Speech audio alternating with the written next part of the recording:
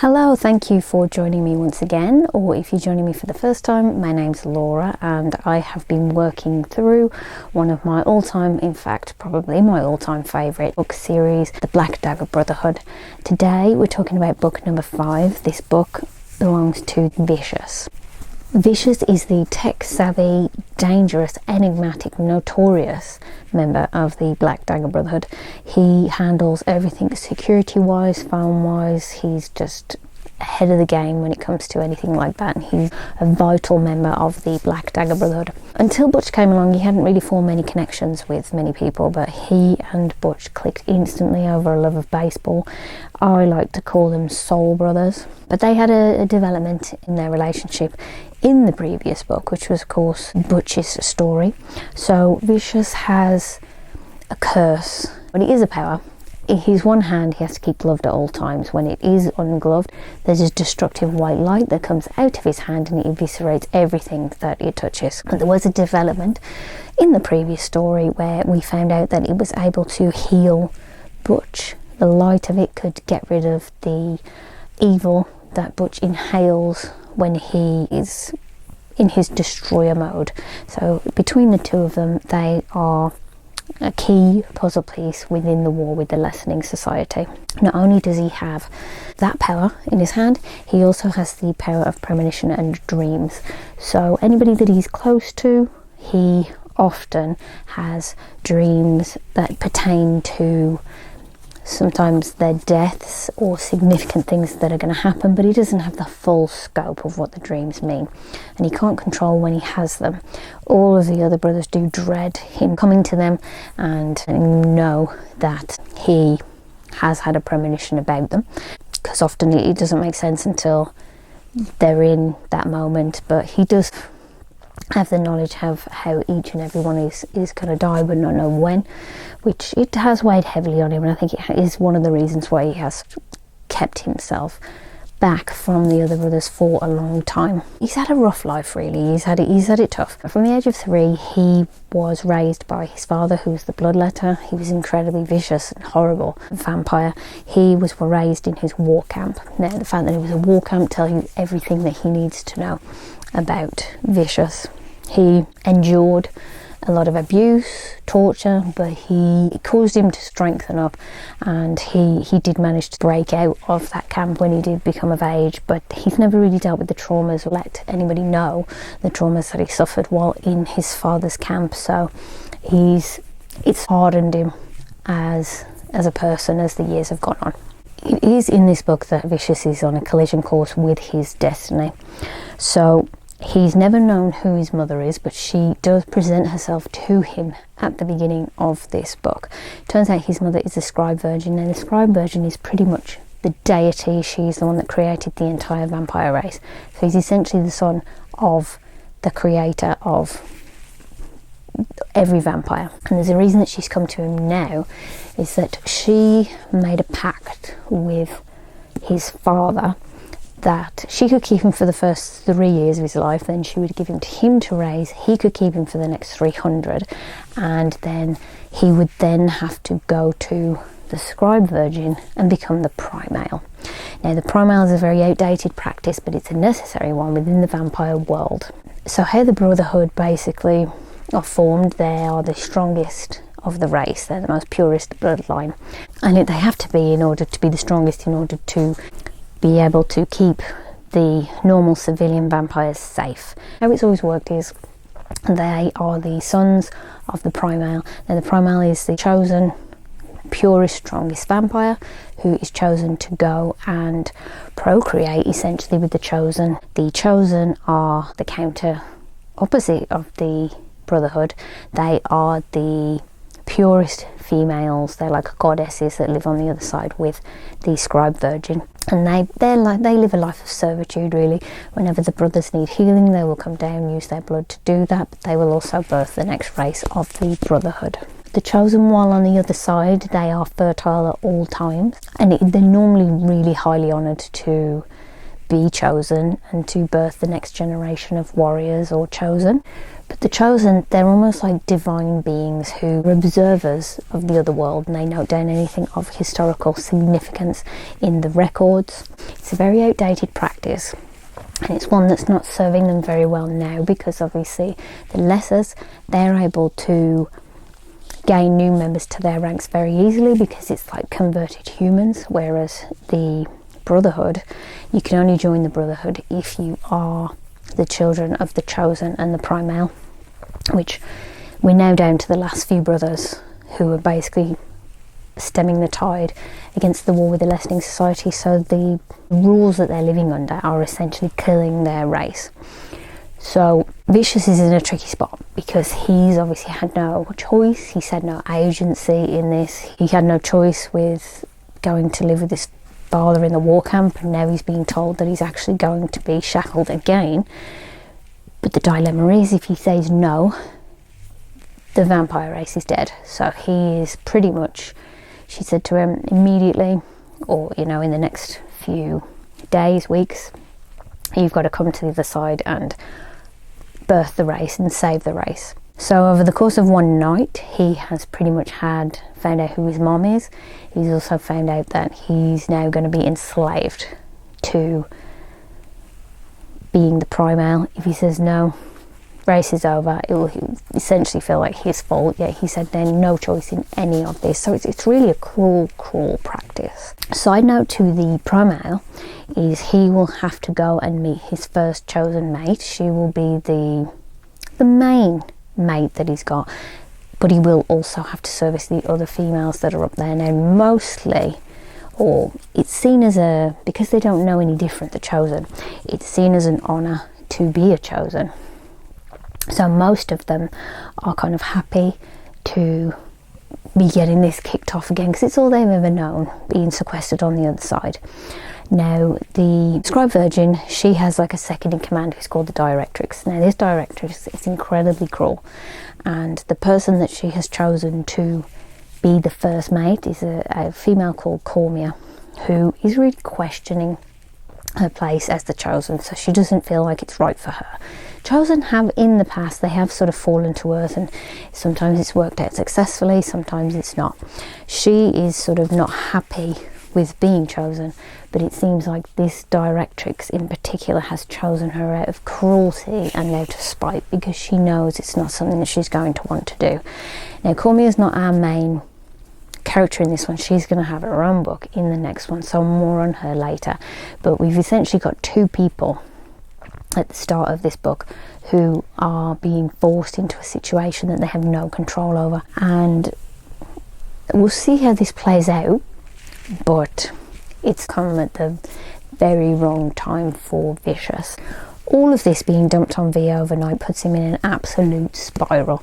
So he goes out fighting alone, he's reckless, and he's actually mortally wounded. He's shot while in the field.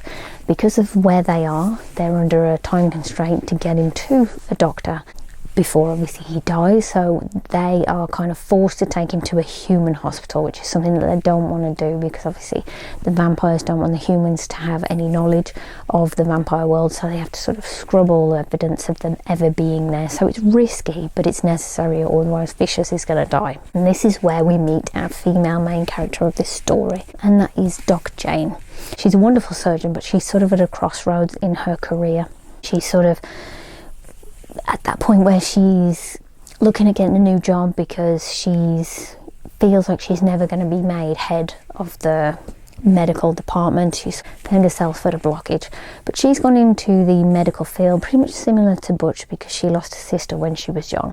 But it's funny because her and her sister were doing a Ouija board when they were children. They were playing a game, and they asked, who am I going to marry? And the first initial of that came through was a V. So she's always sort of thought, oh, is it Victor? There's not actually that many people that are called with a letter V. So she's kind of always had that on her radar. But even though Vishous is dying, as soon as he sees her, the bonded male in him kicks in, and he's like, mine. But she rises to the challenge, and she sees that there's something strange with his physiology, but she actually saves his life. But Vishous, pretty much when the brothers come to take him away, he demands that Jane is taken back with them to the Brotherhood compound, which is huge, because to let outsiders in is not great, but they don't actually have a doctor on site. So she is going to be a real incredible addition to the setup that they have got there, to have somebody with medical knowledge on tap. So she is taken, she's abducted there, which isn't great. So their chemistry is instant. They're pretty much locked in a room together, but she's very much willing and able to go toe to toe with him, so she never lets him intimidate her. So she is a very good match for Vishous. She's smart, she's independent. They do have instant fire chemistry, but also with Vishous having to become the Primale and pretty much leave the brothers and go on the other side and birth the new race, there's a timer on their relationship. So I mean, while she's with him, she's learned about this new world, she's intrigued by the vampires, she's seen it as a fantastic challenge, but again, because it's temporary, because obviously she's been kidnapped, she's got to get back to her own world, but he's got to then wipe her memory, which that in itself is sort of weighing on, because he doesn't want to wipe her memory. She's actually showing that she could be a real asset to them, with the fact that, you know, learning about their physiology and whatnot, it's getting her brain turning, it's getting the cogs turning. She's like excited to sort of do all the medical stuff, but again, because of the temporary nature of it, everything's quite raw, it's quite fast paced, fast moving. I did really like their back and forth interplay. They're very spicy. You know, their chemistry is hot, but there's a lot weighing on them, because obviously Vishous, he is upfront with the fact that he's got to birth the new race. So they're kind of in a position where they know they can't sort of start anything, because he's got to go and be Primale. So this one, it's got a lot of heavy stuff going on. This can't last. It's typical, isn't it? He's gone centuries without finding his significant other, and then the week that he finds out that he's going to be Primale is when she comes knocking on his door. He can't seem to catch a break. This one, it's dramatic, to be sure, but there's a reason that I visit this one quite often, because it just makes for urgency with their relationship. They've not had the time to kind of get to know each other. It's quick fire, but they're wonderful together. It's fantastic to see a softer side of Vishous, really, because he's sort of spiky with everybody else but not with Jane, so you really get to see him be vulnerable with her. And obviously he opens up about his past traumas, which he's not done with anybody before. So it's a shame that she's come along this late for him, really. Because I mean, the overall themes in this book really are sacrifice, trauma. She's playing chess with the characters, so she's setting them up for what's going to happen to them in future books. Now, even though Butch is his boy, he's number one, when it comes to sorting out the stuff with the Primale, so going over to the other side, meeting the Chosen, he actually chooses Phury as his number two, and he is basically used for all of the Primale ceremonies that Vishous is having to undertake, which kind of puts Butch out a bit in this one. But the reason is he can't handle having Butch there. It's a bit too raw to take Butch for that side of things, because it's something that he doesn't want to do. So this is where you're starting to see Phury evolve. He is pretty much pining after Bella, who is his twin brother's Shellen, which has caused him to take lots of risks when he is out and about fighting, and he has developed an addiction to what they have as red smoke, which it's a drug. It numbs them out, but he's going to fall heavily into addiction in this book and in his own book. So because when they've come to the end of healing Vishous, Jane's got to go back to her own world, so he does actually wipe her memory, which is like, it's quite a horrible moment in the book in their relationship, because he successfully wipes it, but she's well aware that there's something off, and she thinks there's something medically wrong with herself, because Vishous kind of can't stay away from her, so he keeps leaving like hints that he's been there. It gets a bit dark at that point in the book, because at one point he does actually sleep with her at one point, and doesn't fully erase that he's been there. So she kind of wakes up and thinks, I'm going insane, because she knows she got up to things, but she has no real memory of what it is. And the trouble with the mind wipe is whenever they kind of do start getting memories of the people, it causes them to have incredible pain. So she's having brain scans, she's going through the lot. So this is not Vicious's finest hour, but he's having to do it out of necessity. But again, he can't stay away, so he's camping out outside the house. It's quite sad, really. It's quite tragic. Pretty much because Phury can see that Vishous has got something real with Jane brewing, this spurs Phury on to step in for him as Primale, because he sees himself as pining after Bella. He's not in a good place himself. He doesn't think that he's got anything, you know, he's fell down the well of addiction. So he steps in on Vicious's behalf to become the Primale, which is huge. This is huge. I mean, this whole book's about sacrifice, really. So what him doing that is like life altering, and to some degree he's not in the right space to take on that right now, which we'll learn more about that in the next book. But he does it, and he frees him up, and so this kind of allows Vishous to pretty much hot-foot it back to Jane, wipe the memory, say a lot of Hail Marys, put it all back. It's a wonderful scene, really, because they're finally able to get their happy ending. The sidelines of this book is that the war's been ramping up around them, and because they've been so distracted with the Primale stuff, they don't realise the danger that they're in. And I was floored by this when it first happened, but Jane is actually shot and killed by a lesser on her front lawn. She knows she's shot. It's so tragic, the scene, because of course with her being a doctor, she knows what's going on, and she's like, she knows she's going, and she's going quick, and there's nothing that anyone can do. This was like, they've literally just got their chance at a happy ending, and it's wiped out right then. Awful.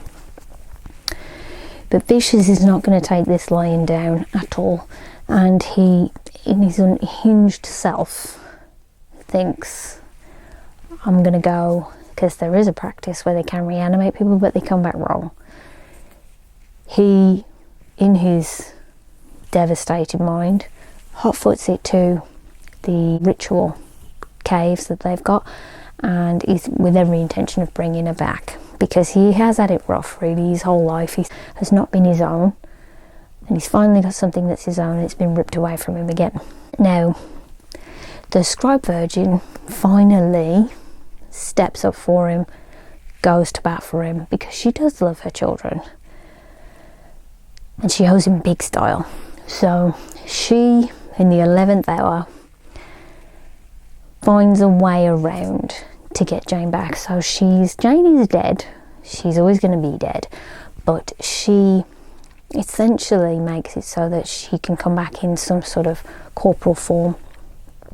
And the key to Jane being solid is whenever she's around Vishous and he has his hand makes her solid.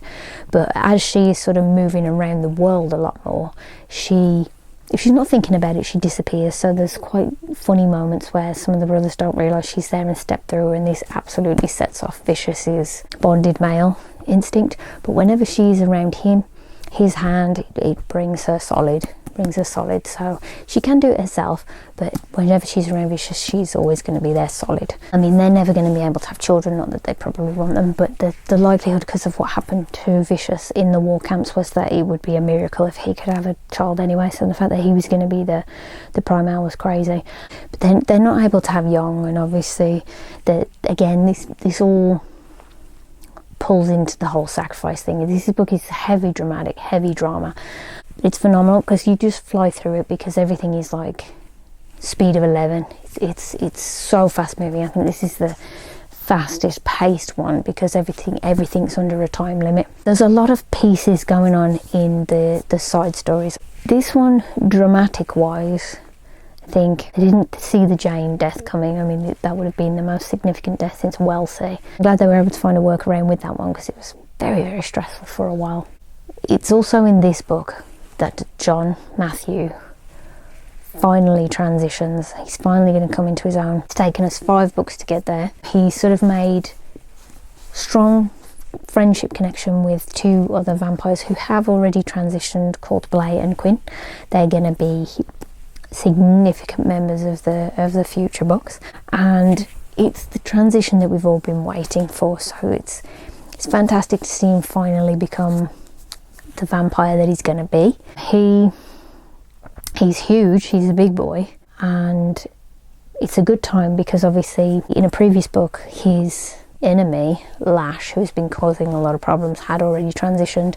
So now was the time really where he was needing to sort of become the vampire, so he stands a chance to stand up for himself. So that was like a really significant side story, and it was fantastic to see all happen. This one it leaves with so much on the table. It expands the world so much.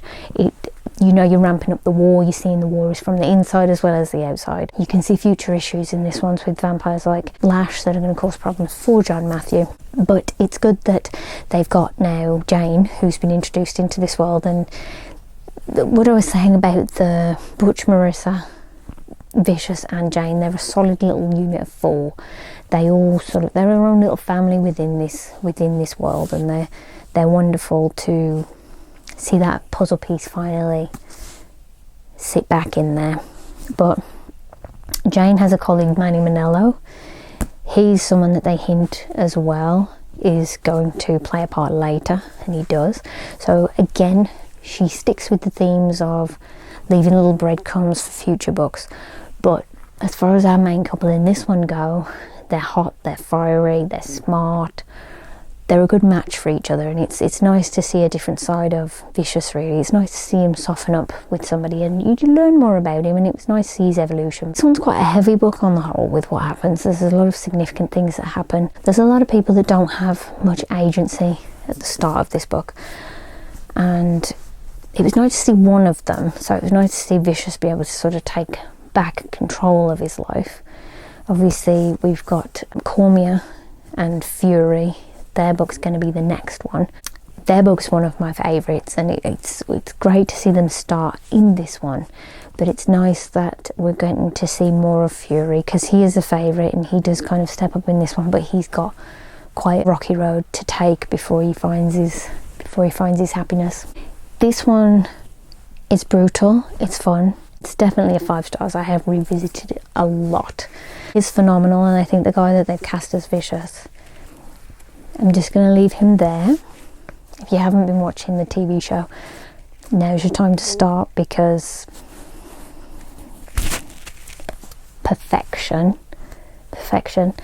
This series it blows me away every time, and I absolutely love revisiting it. So if you are in the mood for a heavier romance, action-packed, it's fast-paced, the stakes in this one are so high. I mean, we literally have life and death stakes. I love this series, I adore it. It's 5 stars. They are some top-tier romance. Can't wait to see who they cast as Jane, because they've got to cast someone who's incredibly fierce, and they've not let me down yet, so I know this material is in safe hands with Passion Flicks. Highly recommended. If I haven't convinced you to pick up this series yet, what are you doing? You need this in your life. If you've read it before, preaching to the choir. So I'm looking forward to the next one. The next one is a favourite. It's Phury's book, Phury and Cormia, which has been a long time coming. Pick up this series, watch this TV show. It's phenomenal. It won't let you down. There's nothing else like it. It's fabulous. So yeah, that was Vishous. He's phenomenal, he's deadly, he's unique, and J.R.Ward wrote him a phenomenal female to be his other half. She was always going to have to be outrageously special, and she is. So I love these two, and it's been fun rereading it. I will reread it again. I hope you have a wonderful afternoon, and please let me know your thoughts, or if you have any series that you want to recommend to me, let me know in the comments. See you next time.